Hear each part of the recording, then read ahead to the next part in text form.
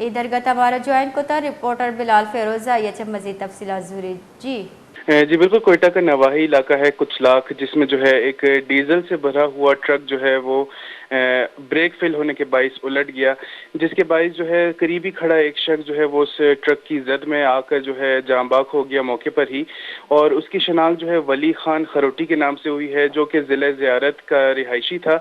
इस मौके पर जो है कुचलाख पुलिस, मोटरवे पुलिस और रेस्क्यू ऑपरेशन की टीमें पहुंच गई, जिन्होंने जो है बमुश्किल जो है ट्रक के नीचे से उस डेड बॉडी को निकाला और जो है करीबी अस्पताल मुंतकिल किया गया। जी बहुत बहुत शुक्रिया बिलाल फेरोज़ हमें तफसीलात से आगाह करने के लिए।